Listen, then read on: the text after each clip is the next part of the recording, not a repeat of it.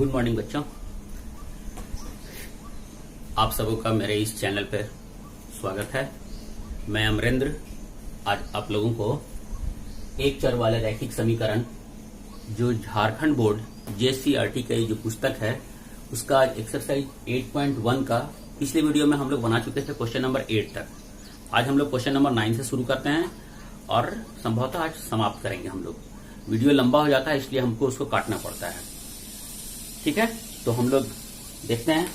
जैसे यहाँ लिखा हुआ है पहला क्वेश्चन, इसका रीमा और सीमा की वर्तमान आयु का अनुपात 5:7 है।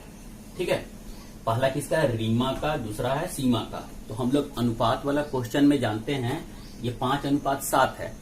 इसका मतलब है कि इसमें कोई ना कोई एक कोएफिशिएंट लगा हुआ है या कोई कांस्टेंट लगा हुआ है।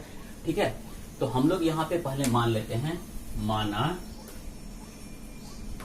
रीमा की वर्तमान आयु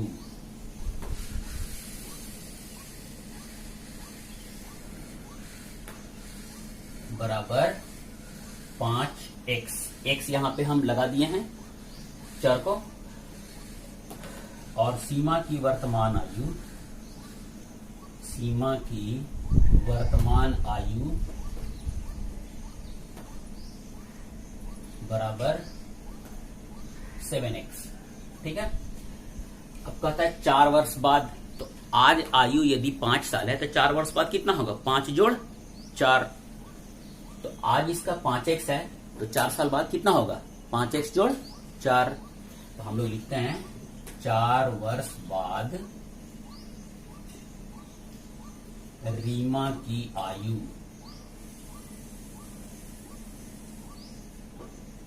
बराबर 5x जोड़ 4। फिर सीमा का भी निकालेंगे हम लोग। 4 वर्ष बाद सीमा की आयु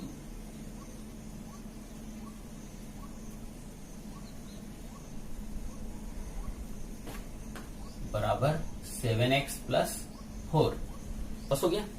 अब ये कहता है दोनों का योग कितना है? दोनों के आयु का योग तो 32 दिया हुआ है हम लोग को। तो हम यहां पे लिखेंगे प्रश्न से, ठीक है, दोनों का योग बोला है तो 5x जोड़ 4 जोड़ 7x प्लस 4 बराबर 32। तो ये 5x और ये 7x हम लोग पहले देखेंगे, ये समान पद है तो दोनों जुड़ जाएगा ना। तो 5x और 7x जोड़ेंगे तो 5 और 7 12x लिख देंगे हम लोग। लिखे 12x, 4 और 4 8 बराबर 32। जैसा हम लोग जानते हैं इधर प्लस है और यहाँ पे x है, तो हम लोग को x का वैल्यू निकालना है। तो क्या करते हैं, इधर प्लस है तो इधर जस्ट उल्टा क्रिया करेंगे। तो प्लस है तो माइनस, इधर माइनस करेंगे तो उधर भी माइनस करना होगा। तो हम लोग लिखते हैं या 12x प्लस 8 घटाओ 8 बराबर 32 घटाओ 8। ये वाला घटाए यहाँ पे, यहाँ प्लस था इसलिए। फिर जब इधर घटा देंगे तो इधर भी घटाएंगे तो ही बराबर होगा। अब हम लोग देखेंगे क्या कि ये खत्म हो जाएगा। ठीक है, तो यहाँ बचा मेरे पास 12x बराबर 24। अब यहाँ देखेंगे हम लोग 12 गुना x है, तो गुना है तो क्या करते हैं, भाग का क्रिया करेंगे हम लोग। तो हम लोग यहाँ पे कर देते हैं, तो 12 गुना x बटा 12 करेंगे जिससे कि ये x खाली लाना है, तो यहाँ गुना है तो ये भागा कर देंगे हम लोग, बराबर 24 भागा 12। ये कट गया। x is equal to 2। तो पूछा है दोनों की वर्तमान आयु। तो हम लोग देखते हैं वर्तमान आयु कितना है, 5x। हम यहां पे लिखते हैं रीमा की वर्तमान आयु बराबर 5 इंटू 2 मतलब 10 वर्ष। फिर सीमा की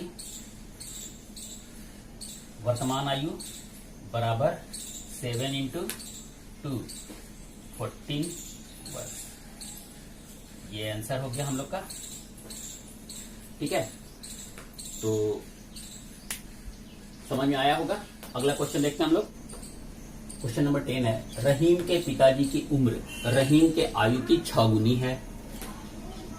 यदि रहीम के पिता रहीम से 35 वर्ष बड़े हैं तो दोनों की उम्र ज्ञात करें। हम लोग यहाँ एकदम अच्छी तरह से समझ लेते हैं। रहीम के पिताजी की उम्र रहीम के आयु की 6 गुनी है। मान लीजिए यदि उसका रहीम का उम्र 5 साल, तो उसके पिताजी का उम्र कितना होगा? 5 गुने 6। यदि उसकी उम्र x मानते हैं तो कितना होगा? 6 गुने x। तो हम लोग यहां पे लिखते हैं माना रहीम की आयु बराबर x वर्ष। तो प्रश्न से उसके पिता की आयु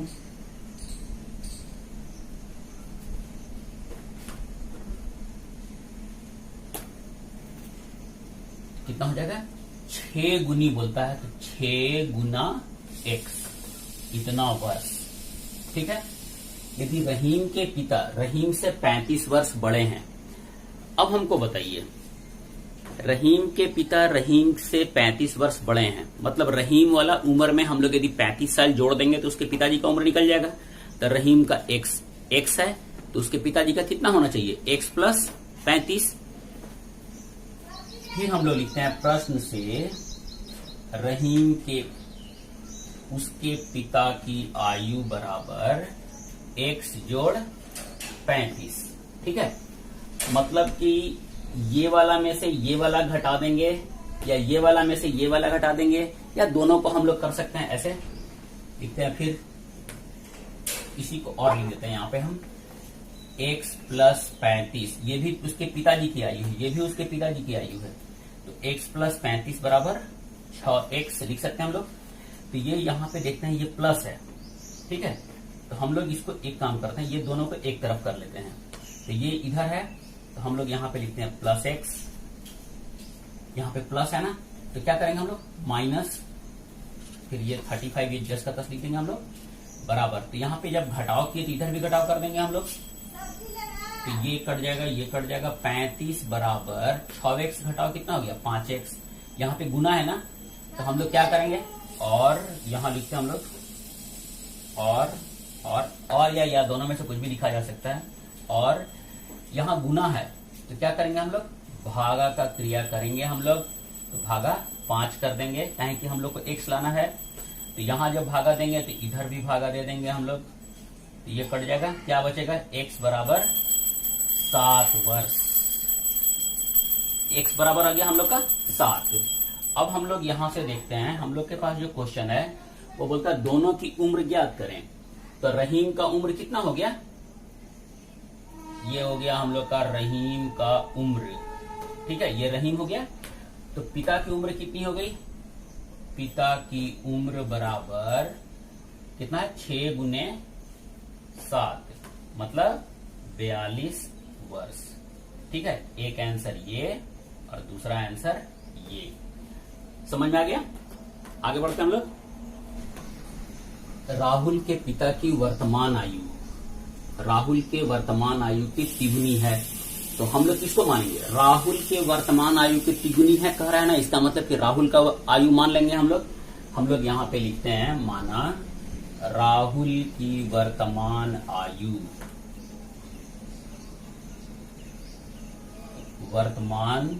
आयु बराबर x वर्ष। ठीक है, तो राहुल का है x, तो उसके पिता का आयु कितना हो गया? तिगुनी बोलता है, मतलब इसको 3 से गुना कर देना है। तो राहुल के पिता की वर्तमान आयु, ठीक है, वर्तमान आयु बराबर 3 गुने x वर्ष। फिर ये कहा 5 वर्ष बाद, तो जस्ट इसके पहले भी हम लोग क्वेश्चन किए हैं ना, तब दोनों में 5-5 साल जोड़ देंगे हम लोग। तो राहुल का 5 साल के बाद कितना होगा? लिखते हैं 5 वर्ष बाद राहुल की वर्तमान आयु बराबर x जोड़ 5। ठीक है, उसके पिता की वर्तमान आयु बराबर 5 वर्ष बाद, पिता की वर्तमान आयु बराबर, तो 3x जोड़ 5। अब कहता है दोनों का जोड़ कितना है, 58 साल है।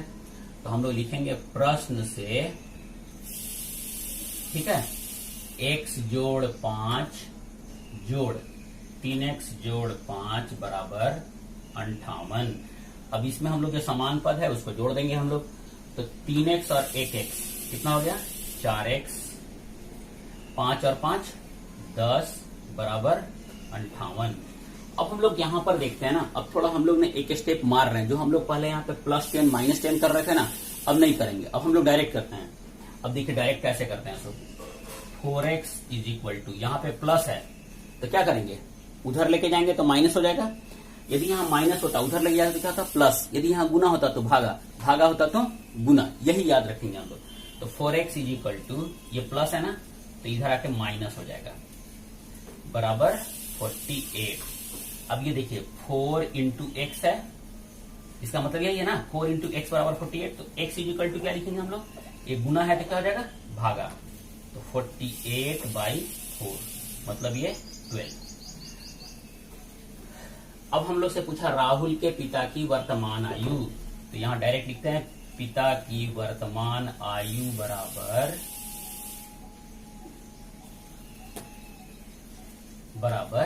तो पिता की वर्तमान आयु कितना माने थे हम लोग, 3x। तो 3 गुने 12 बराबर 36 वर्ष। ये हो गया हम लोग का आंसर। ठीक है, अगला क्वेश्चन देखते हैं। दायरा के पास ₹2 के सिक्कों की संख्या ₹5 के सिक्कों की संख्या के 3 गुनी है। हम लोग यहाँ पर देखेंगे, जिसका बोलेगा ना उसी को मानेंगे। बोलता है 5 के सिक्कों की संख्या के 3 गुनी है, तो हम लोग 5 का संख्या मान लेंगे x। तो हम लोग यहाँ पे लिखेंगे माना, ये देखिए सिक्कों की 5 के है ना, 5 के सिक्कों की संख्या के 3 गुनी लिखा है। तो हम लोग 5 का सिक्का का मानेंगे, माना 5 के सिक्कों की संख्या बराबर x। ठीक है, तो 2 का सिक्का कितना हो जाएगा, 2 के सिक्कों की संख्या बराबर 3 गुने x लिखेंगे हम लोग, 3 गुना बोला है तो। ठीक है, यदि सायरा के पास कुल सिक्के 60 हैं, कितना सिक्का है, 60, मतलब दोनों को जोड़ेंगे तो 60 आना चाहिए। 5 रुपया का x और 2 रुपया का 3x। तो हम लोग लिखते हैं प्रश्न से x जोड़ 3x बराबर 60। तो टोटल कितना हो गया, ये दोनों समान पद है ना, तो 3 और 1 4x बराबर 60। और यहां गुना है तो क्या करेंगे, इधर ले जाएंगे तो भाग हो जाएगा ना। x इज इक्वल टू 60/4 मतलब कि 15। तो 5 के पूछा है, उसके पास 2 तथा 3 के कितने सिक्के हैं। x किसका माने थे हम लोग, 5 का, तो ये 5 का सिक्का हो गया। 5 के सिक्कों की संख्या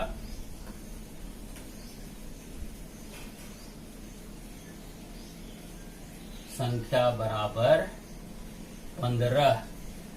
और 2 का सिक्का, 2 के सिक्कों की संख्या बराबर, देखिएगा 3 गुने 15 मतलब 45। दोनों को जोड़ेंगे 60 आ जाएगा ना। अगला क्वेश्चन देखते हैं हम लोग। क्वेश्चन नंबर 13 है, जॉन के गुल्लक में 1 रुपया 2 रुपया तथा 5 रुपये के सिक्के हैं। ठीक है, उनकी संख्याएं क्रमशः 5:3:2। मतलब देखिए यहां सीधा है, 1 रुपया का सिक्का कितना है, 5x, 2 रुपया का सिक्का कितना है, 3x, 5 रुपया का सिक्का कितना है, 2x। ठीक है, यदि गुल्लक में कुल 840 रुपया, मतलब उसका वैल्यू, संख्या नहीं, उसका वैल्यू 840 रुपया है, तो हम लोग लिखते हैं पहले माना सिक्कों की संख्या, माना ₹1 के सिक्कों की संख्या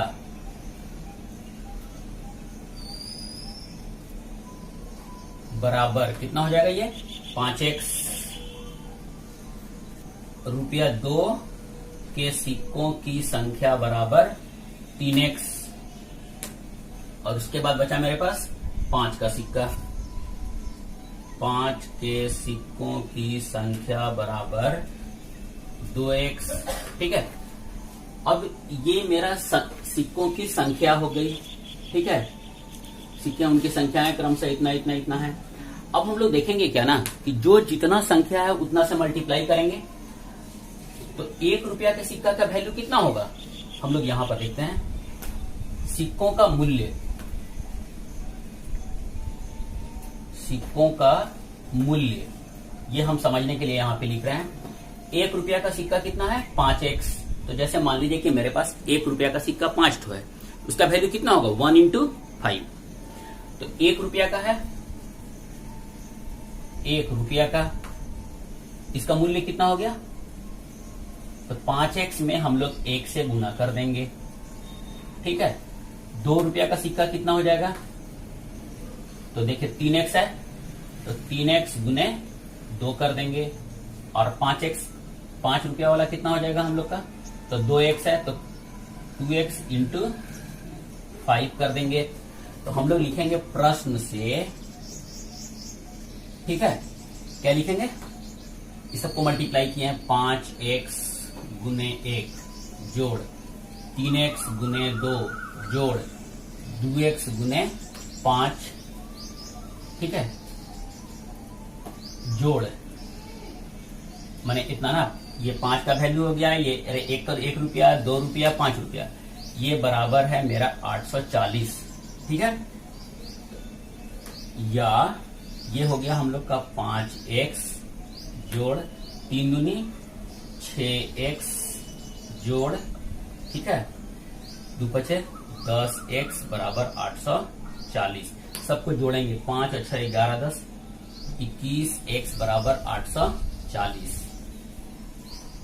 या यहां गुना है ना, इधर ले जाएंगे तो भागा हो जाएगा, तो x बराबर 840 भागा 21 काट लेंगे हम लोग, ये 40। तो पूछता है तो प्रत्येक प्रकार के सिक्कों की संख्या ज्ञात करें। संख्या निकालना है हम लोग को। रुपया 1 की संख्या हम डायरेक्ट लिख रहे हैं थोड़ा शॉर्ट में, संख्या बराबर 5 गुने, ठीक है, कितना करेंगे 40, मतलब 200। एक आंसर हो गया ये। रुपया 2 की संख्या बराबर कितना, 3x, तो 3 गुने 40 मतलब 120, ये दूसरा आंसर हो गया। रुपया 5 की संख्या बराबर कितना है, 2 गुने 40 मतलब 40 गुनी 80, ये हो गया हम लोग का ये संख्या। अगला क्वेश्चन देखते हैं, क्वेश्चन नंबर 14। एक आयताकार कमरे की लंबाई उसकी चौड़ाई की दुगनी है। चौड़ाई की दुगनी मतलब चौड़ाई मानेंगे हम लोग, तो हम लोग पहले मान लेते हैं, माना चौड़ाई बराबर x।